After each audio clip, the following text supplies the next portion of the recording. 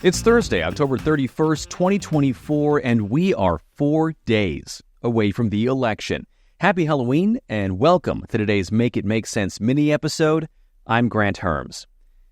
Today in the show, we are talking about just how freaked out most of us are about the election, what's causing it, and what we can do about it. So last week, we got some pretty interesting numbers from a few polls asking people how they were feeling ahead of the election, essentially asking the American public, you good?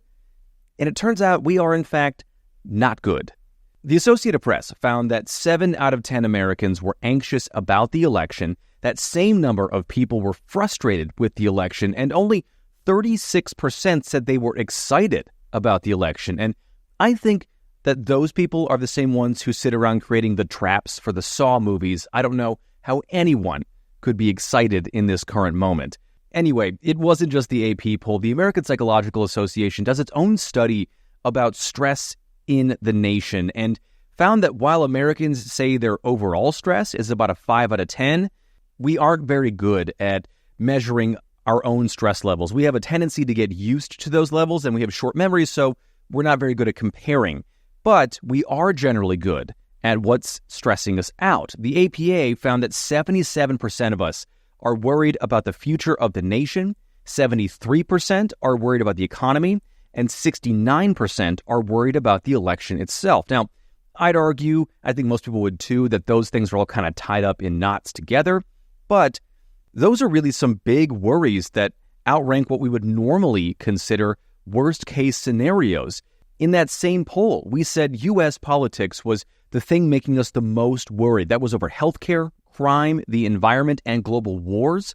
And a study done from Chapman University earlier this year, so before election season really kicked into high gear, people's fears about corrupt U.S. officials and politicians ranked higher than a loved one getting seriously ill or dying, which is wild to think about. Now, sort of unsurprisingly, Democrats are more fearful about the election than Republicans. 86% of Democrats said they were fearful about the outcome of the election, whereas about an even number of Republicans and independents said that they were fearful, about 75%.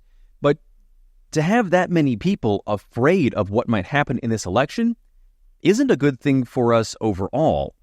And at the heart of these things are really two big issues. The first is election violence. So in that same study from Chapman, while people overwhelmingly said they thought that political violence was not justified and not necessary, an alarming amount of people said the opposite.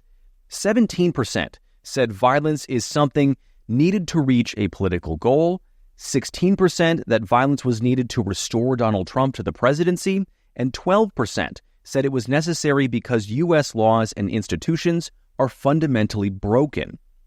And more Republicans than Democrats felt that way, with about 1 in 7 Democrats compared to 1 out of every 5 Republicans. And so it's views like that that have people understandably afraid, and those fears are justified. The Global Project Against Hate and Extremism, which is a group that tracks political violence and hate groups, found that the same kind of online chatter and activity in extremist circles and public statements mirror what we saw in 2020, with much of those calls for violence showing up on apps like Telegram or sites like Gab, both of which are popular with white nationalists and other extremists. And if you aren't already on those places because you don't have to be, I wouldn't go looking for them. On Gab, posts about election violence have risen more than 100%, with some posters saying perceived election fraud should be met with treason charges, firing squads, and hangings. Others called for public executions, calling all voters the enemy, and suggested shooting election officials. Others have suggested the military should be brought in, which, by the way, is the same thing Trump has been advocating for in these final weeks. And those people said that if Harris wins, quote, all hell will break out, even a civil war. Now, I want to be clear here. These people are nuts, and law enforcement has said that they don't have the same numbers they did in 2020, nor are they as well organized, and law enforcement is better prepared this time around, but still, those things popping up again isn't great. Now, the other major stressor in this election is whether the person who loses the election is going to concede, which that AP poll I talked about earlier looked at.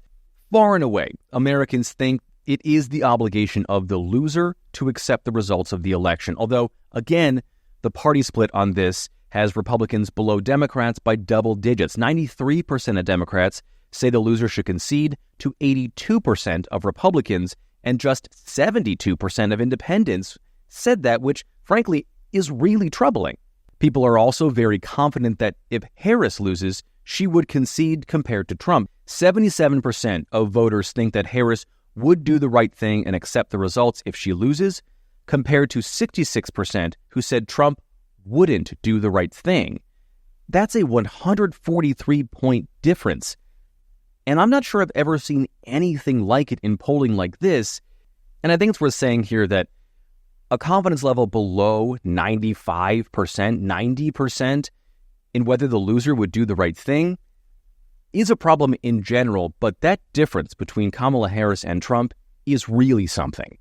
Okay, now that I've got your blood pressure and your pulse up, I know mine is from just telling you all of that, I think that we should talk about what we can do. So all of this is part of something called election stress disorder. Now, it's not something you can officially be diagnosed with, but it is a psychological concept that has real-world impact. Here's how a Mayo Clinic psychologist described it in 2020. In our shoulders, sometimes people get GI upset or headaches. People have trouble sleeping. There's a lot of sleep disturbance going on right now, tossing and turning and worrying and not being able to get to sleep or having bad dreams about the election. A lot of fearfulness, a number of mixed emotions, people with fear and hypervigilance and constantly searching the news and being on whatever social media outlet you have and getting these messages. I was watching the television this morning. Every commercial has this catastrophic message. If you vote for this guy or that guy, horrific, catastrophic things are going to happen. And that constant message creates this sense of anxiety and fear and diffusely feeling overwhelmed in ourselves. And it affects our emotions after a while. So we start getting irritable and short and snapping at people, not trusting people, seeing people as the other or as the same. And that starts affecting our relationships at home. It starts affecting our work. Now, if you are feeling things like despair, anxiety to the level where you can't live your normal life, or real depressive symptoms of hurting yourself or others, you should seek medical help. And like I said, while election stress disorder isn't a diagnosis, it can trigger those things. But otherwise, people are just uneasy right now. They are stressed out and they tend to lash out because of it. And the good news is there are ways to handle it. The first is finding some sense of control wherever you can, especially around election things. The biggest reason we're worried about this election is because we just don't feel like we have any control or can change our circumstances about it. Voting is a great way to do that. Even if you don't live in one of the swing states, it's still taking control of something and making sure that your voice is being heard. You can also volunteer at polling places or even get out the vote events for your preferred candidate or party over the next few days. Experts also recommend turning toward a safe community, people you love and trust, and find a sense of security doing anything with other than politics right now. It's been shown to decrease stress and anxiety. It's also got physical benefits like reducing inflammation, improving heart health and sleep patterns, and overall lowering your risk for disease. Finally, just be sure to take care of yourself. Pay close attention to what you're eating, how you're sleeping, whether you're getting enough exercise, and there is no shame in taking a break from the news or social media over the next days and likely weeks with how long it's going to take to count the votes, and especially when you get overwhelmed. As one doctor put it to Vox, engage enough to stay informed, but unless it's your job, there's no reason to be consumed by it, which I suppose means I'm a little out of luck there, but that doesn't mean that you are. Now, the last thing here is some more numbers, and I know that there have been a lot this episode, but it's good news.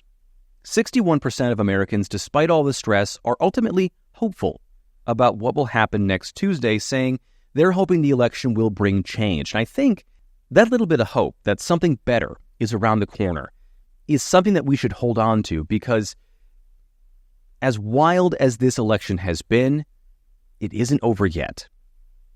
Okay. That is it for today's MIMS Mini. Please rate and review the show, whatever podcast app you're listening to this on. Make sure you're following along, too, because these minis are ending. After Election Day, you'll just be getting the weekly Make It Make Sense full episodes on Fridays, assuming that things aren't massively out of control. But I want to make sure that you guys are getting these things in your feed, so make sure you're following. The same thing on YouTube. Like and subscribe there so you don't miss out on any new episodes, and you hit that bell for notifications so you know when they hit your feeds.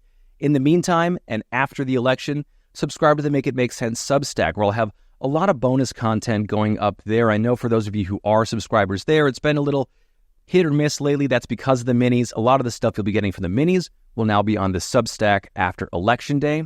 And as always, share the show on social media. It's MIMS News Pod. That's MIMS News Pod. All one word on every platform.